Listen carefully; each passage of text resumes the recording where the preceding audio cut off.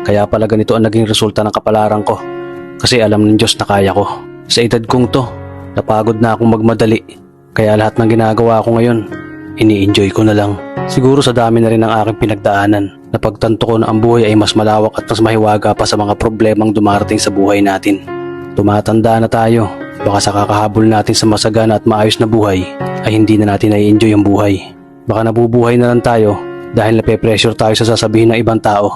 Marami na rin akong mga naging maling desisyon sa buhay, pero lahat yun nagsilbing aral sa akin at natuto ako sa mga pagkakamali ko. May mga taong sobra nating mamahalin at bibigyan ng halaga, pero ibabalik lang sa atin ay kabiguan at matinding trauma.